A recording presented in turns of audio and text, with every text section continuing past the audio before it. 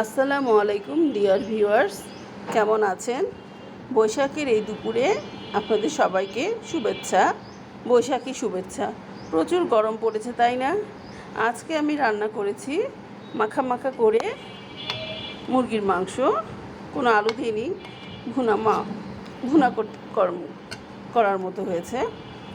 রান্না করেছি টমেটোর টকটা জানি না সবাই খান কি না, কিন্তু এই গরমের মধ্যে টমেটোর টক বা করলার ঝোল, আম ডাল বা আম টক খুবই মজাদার। এই টমেটোর টকটা আমাদের বাসায় সবাই খুব পছন্দ করে। এখানে রান্না করা হয়েছে সবজি, পটল, কাঁচা পেঁপে, কাঁচকলা, আলু দিয়ে এই সবজিটা করা হয়। আমার মা করতেন, সাথে বুটের ডাল দিতেন, কিন্তু এই গরমের মধ্যে বুটের ডাল দেয়নি না।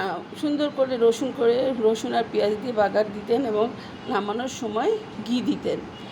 আমিও করেছি তাই। ঘি দিয়ে আমার আম্মা এটা খুব থেতলিয়ে ফেলতেন, কারণ আব্বা থেতলানোটা একদম মিহি করে দিলে আব্বা খুব পছন্দ করতেন। তো এটা আমি মিহি করিনি, নামানো রেখেছি, ঘি দিয়েছি আর জিরা ফাঁকি দিয়ে নামিয়েছি। আর সাথে করেছি পুঁই শাক ভাজি। দেখুন বন্ধুরা, পুঁই শাক আমি বেশি করে রসুন দিয়ে বাগার দিয়েছি, রসুন আর পেঁয়াজ দিয়ে বাগার দিয়েছি। এমন করে বাগার দিয়ে বেশি করে পেঁয়াজ আর রসুন দিয়ে খুবই ডেলিশিয়াস হয় সত্যি। বন্ধুরা, আপনারা সবাই ভালো থাকবেন, আমার পাশে থাকবেন,